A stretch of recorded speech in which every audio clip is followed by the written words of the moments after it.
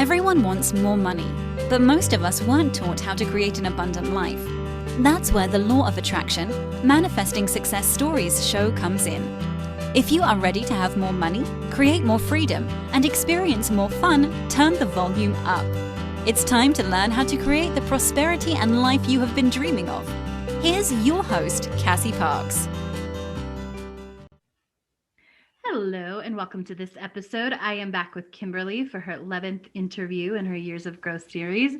Welcome, Kimberly. Hi. Hi. Of course, I am your host, Cassie Parks, and today we are continuing on Kimberly's journey of growth, which I'm so excited to talk to you about.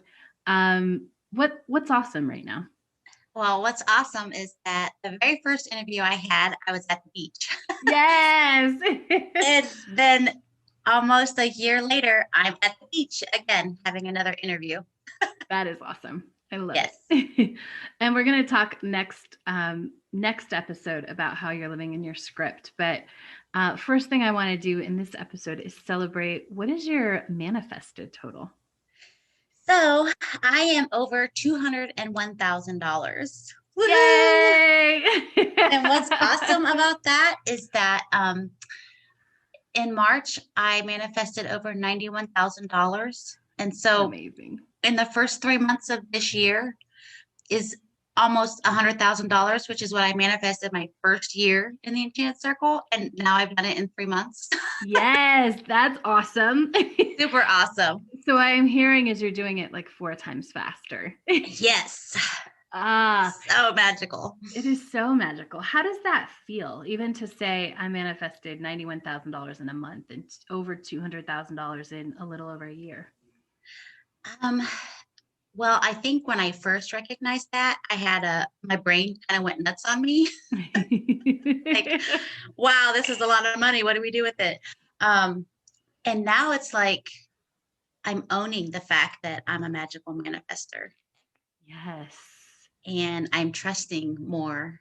And it's deeper this go round than the first go round. Absolutely. And you are, you're right smack kind of in the middle of doing Manifest 10K for the second time. Yes. So tell us a little bit about that. What is it like to do it again? It's interesting because there were some areas where I kind of like when we were doing what were you going to spend your $10,000 on? Like, what's my Manifest 10K list? Mm-hmm. I couldn't think of anything. Like I was like, I don't know, because I'm happy on a daily basis. Yes. And I remember the first time I did it, I was desperate for money. Mm-hmm. And now I don't have that desperation feeling anymore. And so it's been really interesting to see how far I've come just in this last year from where I started the first time I did it. Absolutely.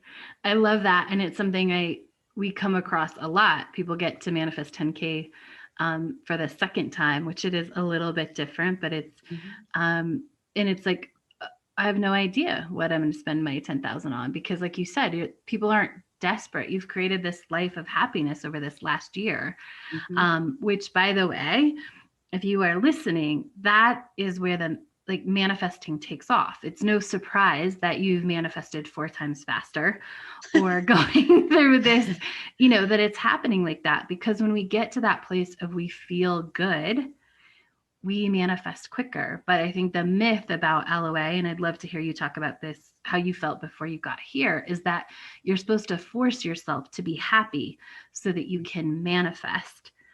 And it's not the way it works. But when you do create happiness, you manifest faster. Oh yeah, that's a hell yeah. I agree with that 100%. I think I used to think that you couldn't have a negative thought or a negative feeling or anything because it interrupted your manifesting. And I thought that when you were manifesting, you got what you want, and then you had the happiness part. And that's not the way it works. So now I'm happy, and stuff just comes so much easier. Yes. Oh, it's amazing. It is truly amazing. It is truly amazing because it's where that snowball effect really takes place, right? Which is why we're seeing that big number in you, is that you've created this life, you've stepped into your future self, you did manifest 10K, stepped into your future self. And now you're living this happiness all the time. And so it just snowballs into bigger and bigger things and more money. Oh yeah. More money. Definitely. And the other thing too, is that it's not just like the physical, like dollar. It's not actually part of manifesting. I think for me, I used to think it was like the physical, getting that dollar or that money. But I have recognized that manifesting now it's money, but it's also the things that I want without having to pay the money for them. Right. They show up in ways. I can give you an example. Yeah. We had a different truck and I wanted new tires. I mean, it was one of those things that, we'll get there. There were some dents we could take care of. Well, instead of fixing those things, the universe, with co-creating with my husband, is we now have a brand new truck that has new tires and no dents. Yes. So I totally got the new vehicle and it covered the tires and the dents and the other things that we were gonna, I could have done to the truck. So right. Absolutely. Like brand new, amazing, feeling good in that. And that was so one of the things, a couple things about this I want to point out to listeners, that wasn't inspired. It wasn't, I put this on my manifesting list. Now I need to go buy a new truck. Right. Yeah, no. That wasn't even on the radar to go buy a new truck. Right. It wasn't even a thought until it was until it was inspired. Right. Yep. Yeah. Which I love. And that's so true. I think people get so caught up in, it's not like cash in hand, right? So all of your list there's not $200,000 sitting in the bank, which there wouldn't be anyway, because you would be living off of some of that anyway. Yeah. But what it represents is some cash, right? We're going to talk about a really cool cash in a little bit. And I'd love to talk a little bit later too about like how you have money in savings and all of that, because I think that is awesome. So it's all over, but it's also the things that have come into your life that you didn't have to get a big check for and go buy. Yes. Yeah. Yeah. It's so fun. It is so fun. And I forgot to share. So on my 10K list, I have an entertainment center with a fireplace. Yes. Guess who manifested that already? You did? Yay. Well, so my son Zachary is getting one for free from a job that he worked at. Of course. It's like, well, Mom, can I put it in my room? I'm like, well, I guess you can, because he's in the basement. Yeah. And I said, or maybe I can give you some cash for it and we can put it in the family area. So he hasn't brought it home yet, but yeah, it's sitting in his boss's storage unit. So yeah, totally so I don't know if that would be the $300 manifested or the one that was like $1,350 manifested. Either way, it's exciting because it was totally free. Yes. Oh, that's amazing. And so here's the process for listeners. When we said we want to invest your 10,000 that's showing up next in, one of the things was this entertainment center. And I think you had that in mind, right? What it would look like with the fireplace and all that. Yeah. And so even you went shopping one day and nothing felt good, right? Yeah, I had picked one out and Joshua went with me and he's like, yeah, I don't love this. He goes, I think Zachary could build us something a lot nicer. And I was like, well, what do I do? Because I had put these certain dollar amounts and then I'm like, well, I'm just going to let it go. The perfect solution is going to come. And whether we purchase one, Zachary buys one, or Zachary gets one for free. It's perfect. It is perfect. Yeah. Oh my gosh, that's amazing. I love that story because you just don't see that could happen. And it's not what I also want to highlight, because I think people get confused about this. It's not something you don't love. Like you didn't settle because it was free and it was on your list, right? Mm-hmm. Right. Yeah. And if for some reason it's not beautiful or not what you love, it'll be evidence and you'll let him have it for the basement, right? Exactly. Yeah, totally. Because I haven't seen it, but he says it matches his furniture in his room, the wood. Yeah. So, and then we talked about, he's like, well, we could paint it or maybe I could sand it down. And so again, it's not at our house yet, but it's free. And you're right. Even if it's not where one of the two places I wanted to put it, it's still evidence that the perfect ones that I want and that I'm going to love are going to show up. Yes. I love that. Yeah. Was that a hard shift for you to see it as evidence, even if it's not like perfect? I know for some people that was, and I can't remember if it was for you. I don't think so. Not for this particular story, because like when I went to see the entertainment center that I absolutely loved online and I saw it in person, what they were asking for it, I wasn't in love. It wasn't, Yeah. the value wasn't there. So I was okay with it not being B1. Mm-hmm. And I think that maybe a year ago, I wouldn't have recognized that. This time around, I definitely do. Because if Yes. I don't love something, I don't buy it. And I ask Yay. myself sometimes, I'll share this story. I went to Hobby Lobby. I wanted art for my walls, Uh-huh. and I filled the cart. And then I'm walking through the store and I'm like, but I don't really love this. Like, it's Mm-hmm. nice, but I don't love it. I walked around the store and put everything back. And then as soon as I left, it dawned on me, the reason I didn't buy any of it is because my own artwork is going on my walls. Yes. So yeah, if I don't love it, I don't buy it. Amazing. Such a good lesson to learn. And it takes a while, Hmm. right? Oh yeah. Yeah.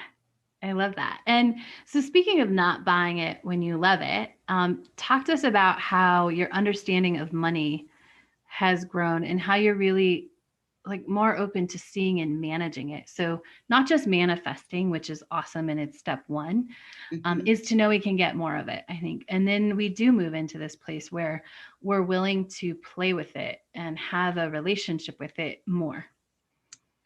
Well, we had an assignment, and I didn't recognize that I was resisting this still. And I even said last year I wanted to look at a budget, Yeah. and I didn't.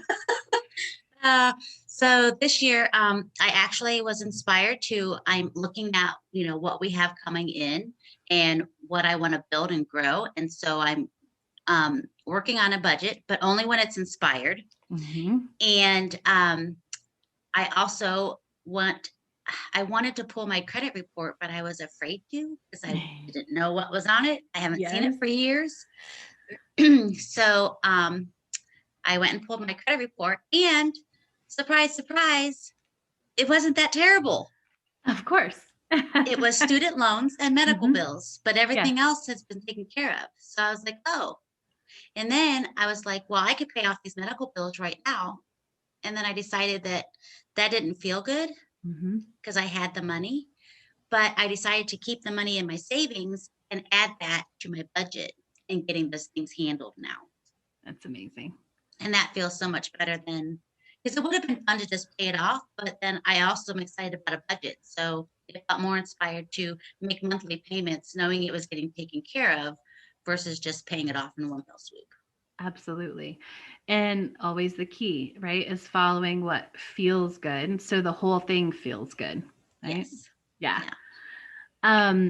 That is big evidence of how you are changing. Talk to us about how people around you are seeing that. Oh my gosh. So my husband walks around the house now every day saying how abundant he is and how abundant we are. Yay. It's amazing. I have money conversations with my 3 boys, and my oldest is getting ready to rent his first place on his own with a roommate in Alaska, and he has almost $7,000 in his savings account, which is Amazing. amazing. He's 20. So he Awesome. wanted a new truck, and we talked about it. And he's decided that he's going to sit on his money and wait until he gets out of the Army. And he goes, Mom, I think I might just pay cash for a truck when he gets out. I'm like, Amazing. awesome. And then my other son, Zachary, the same money conversations. And he wanted to get a truck. And I don't know what it is about trucks. We like our trucks, but we're having money conversations. And he came home. It was so funny. He had put his truck cap on a selling wall, and some guy offered him, talked him clear down to like $150. And then the guy didn't show up. And I just said, well, that just means something better is coming. Well, then he came home Friday before we left for vacation. He's like, you want to talk about manifesting? That's what I just manifested. And I'm like, what? And he's like, some guy's driving 3 hours. here to buy my truck cap for $250 cash, plus he got a toolbox for his truck. Awesome. So we priced out the toolboxes and we went to the really high end. And so we celebrated, he manifested $650 compared to $150. That's awesome. Yeah. So fun. So yeah, by me being just showing up and being me and doing all the things I'm doing, my husband did tell me, he's like, tell me more about this manifesting stuff. He goes, and I am watching and I am learning. And then he asks more questions. So it's just, yeah, it's from a year ago to today, it's so different. Yes. And one other thing that is money related is when we get back from vacation, we're making an appointment with his, I think it's Fidelity, which is where his pension plan is with. And we're going to make an appointment and go talk to them because he wants to invest in beachfront property.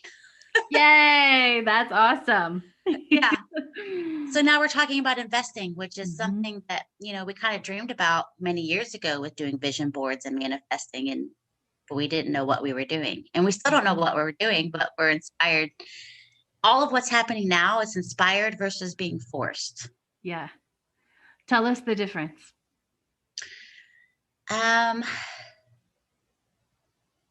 Forced is trying to figure out how to make it happen.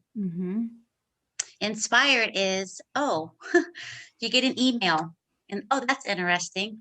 Or you have a conversation, or you meet somebody and you have a conversation, and it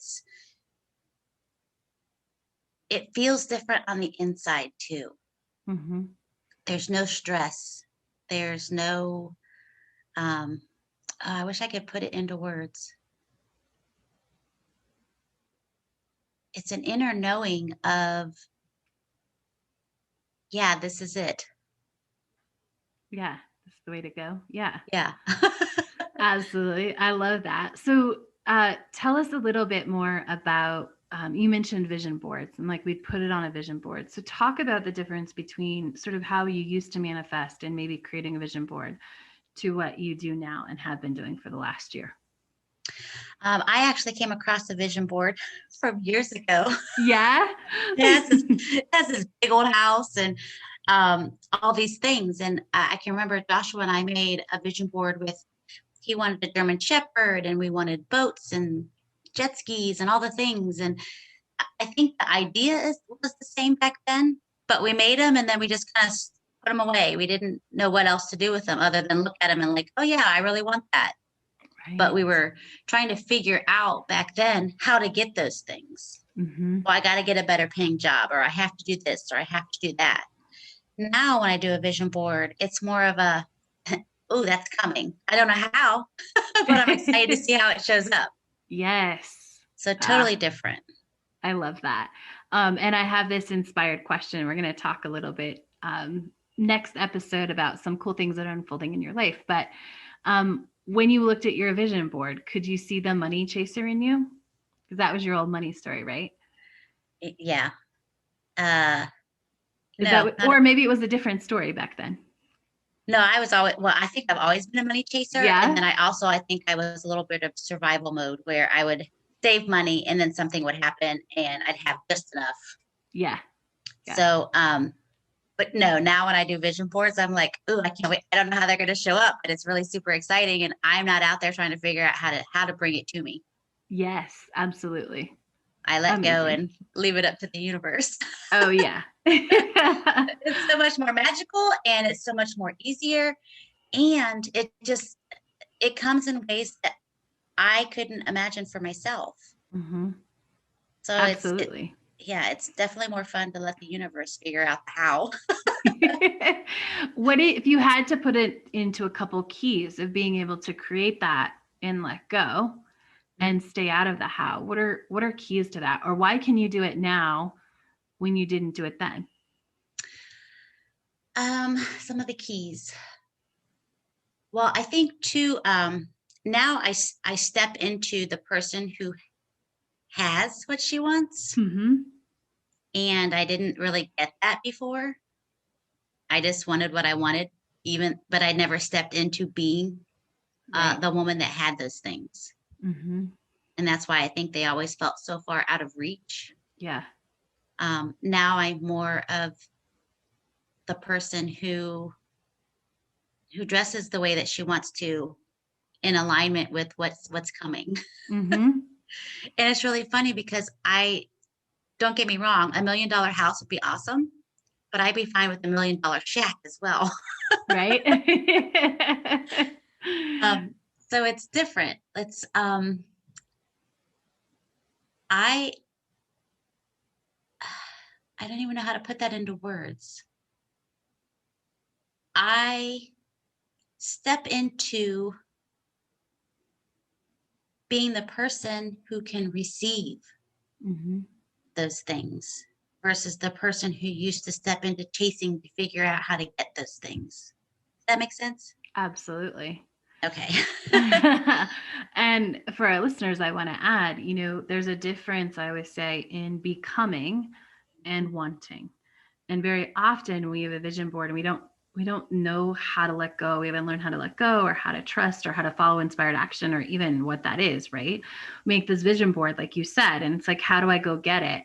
And what that fuels is the wanting of it, which fuels the creation of the wanting of it, not the becoming and the having of it. Yeah. Yeah, that's awesome. That's a good question. It's awesome. Yeah. So you mentioned your husband and co-creating with him. And I just want to take a second because a year ago he had moved out. And He's packing his bags this week, as a matter of fact. Wow. And so let's talk about what the difference has been from that moment to the moment that you had this morning. Tell us about that. So this time a year ago, he was gathering his stuff and moving into his own apartment. And now, I mean, obviously there's so much in between what happened last year and where we're at now.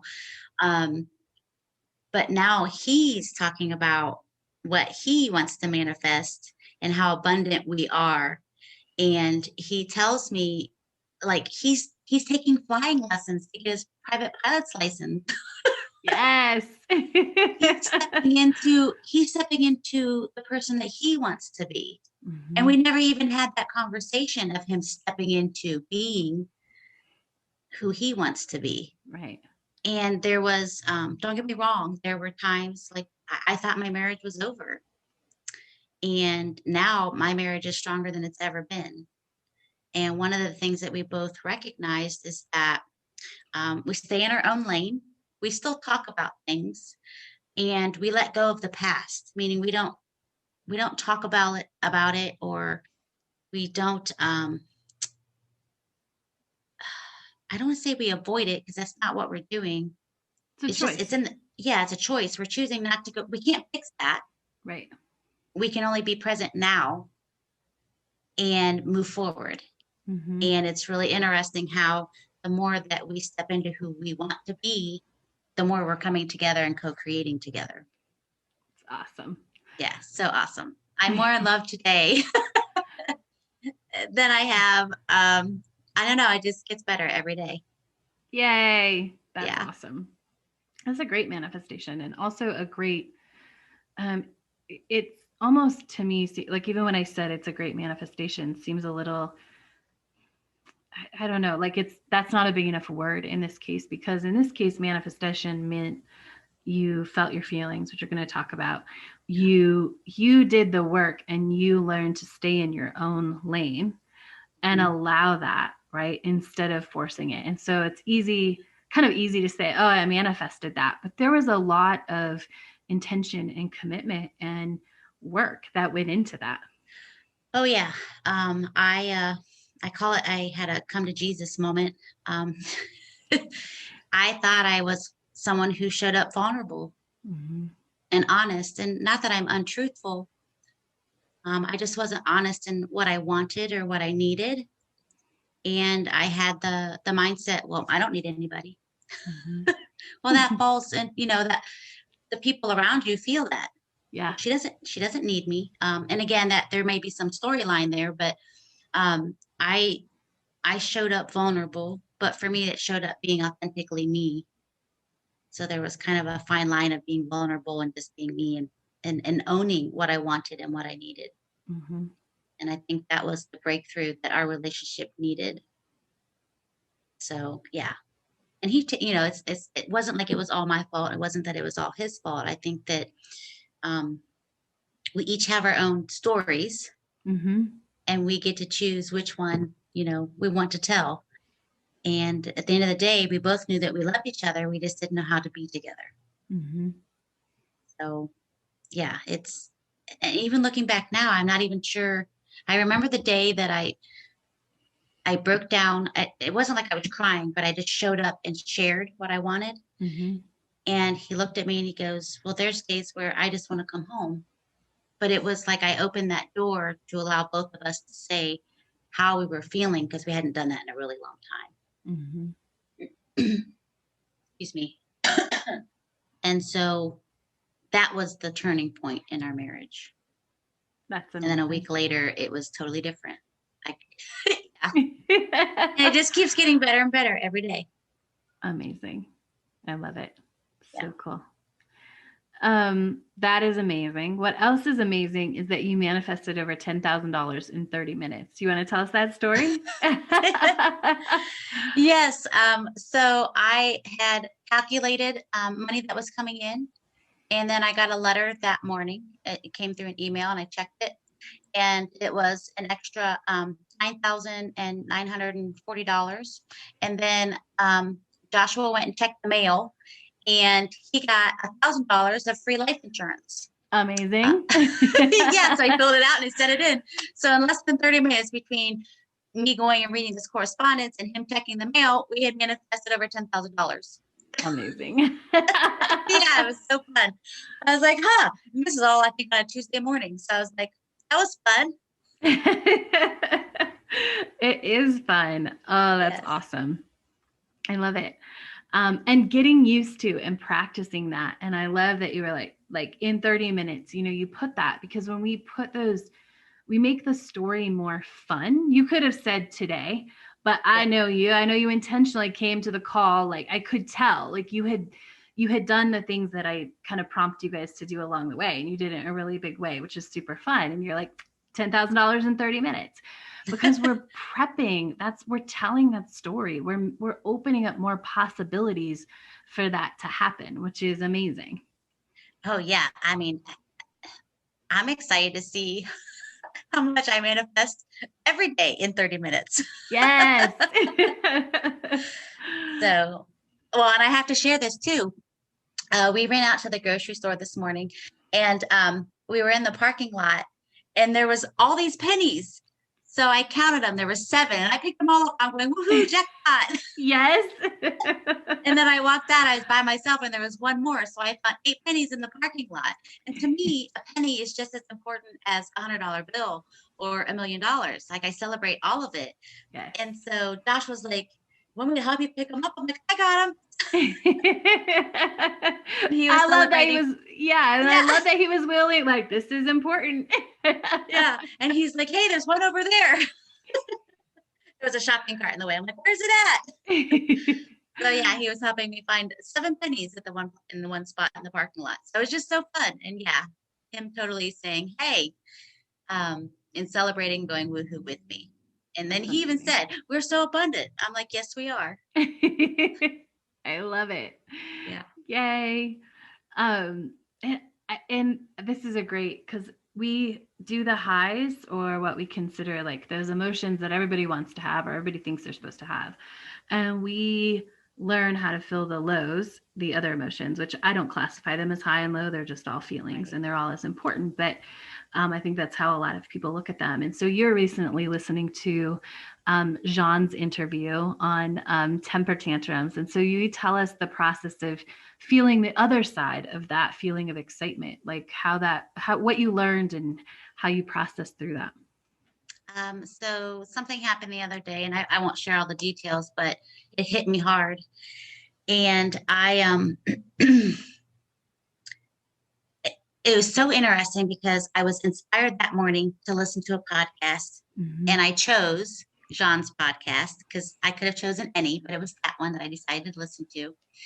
and something clicked for me. I'm like, so we can have a temper tantrum and it doesn't interfere with manifesting.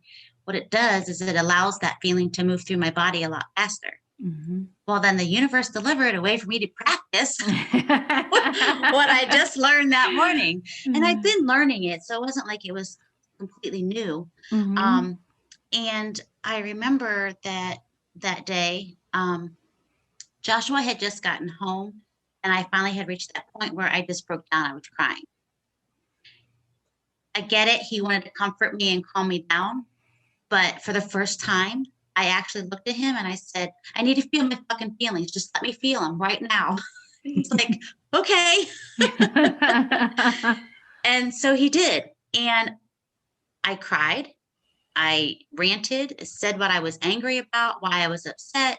Because it was more than just, I was sad, I was scared, I was angry. And I could have put any label on what I was feeling. Mm-hmm. That didn't really matter. What mattered was that I was allowing myself for the first time, I think probably in my 45 years on this earth, to truly feel my feelings and be okay with feeling them. Mm-hmm. And within 15 minutes, they moved through my body. And I was no longer angry, scared, sad. I was calm.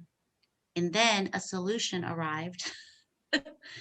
And it still didn't have the exact outcome that I wanted, but I was no longer angry or sad, or like I wasn't trying to control the situation. Mm-hmm. I was calm, and I still trust that everything is okay. And that's huge. So now I'm going to trust, and I'm going to want to feel my feelings instead of resisting them or pushing them down. Mm-hmm. Because it was so much more magical to just and literally it was 15 minutes. Mm-hmm. So, yeah. And I think that I did some free flow writing. I don't know if you want me to go into any of that That's right now. up to you. Go for it. I did some free flow writing, and I recognized that feelings for me used to make me think of Alice in Wonderland, and I would fear the rabbit hole. Mm-hmm. And when I would go down the rabbit hole, sometimes I get stuck there. And I didn't want to feel the anger or the sadness because I was afraid I was going to get stuck there. Mm-hmm. And now I realize that I have a choice. I don't have to get stuck in the rabbit hole. I can just feel my feelings and let them be what they are, and then come out on the other side and feel calm. Mm-hmm. That was the biggest thing. So now I'm like, bring on the feelings. I want to feel them. Let's go. Yes. Yes. And it's so different. And that was huge for me. Mm-hmm. I don't know that I would have, I don't want to say that either. That's a story. It came because I was ready. Mm-hmm. Because I've been stepping into who I am and becoming and up leveling and all these things. And I was ready that day to hear that podcast, have something click, and then was immediately able to see the evidence. That's what it was. It was evidence Mm-hmm. of what it means to, say, it wasn't really a temper tantrum, but I was mad. Yeah. And I ranted, and it was okay because I wasn't ranting at anybody specific. I was just allowing myself to feel those feelings. Mm-hmm. And it feels so much better to do it that way versus the old way. Yeah. Well, and I think what you're saying for listeners is it feels good to let them go. I think the reason 15 minutes is pretty accurate. I mean, that's when we really let ourselves feel our feelings, it almost never goes longer than 15 minutes. I mean, some really big things do go for a while, but when we really surrender and we let ourselves feel them, they move through us, right? And I was thinking about your rabbit hole, and I haven't seen Alice in Wonderland in a long time, but like down the rabbit hole, I'm like, yeah, why are we scared to go into the rabbit hole? Because I'm pretty sure it either comes out another side or you turn around and you go back the way you came. But it's that fear of getting deeper that keeps us like, which isn't, it's a fear that, oh, if I feel this too much, I can't stop it, which in some cases is true. But the truth is, if you feel it fully and you open and you don't resist it, it moves through on its own. Yes. You don't have to stop it.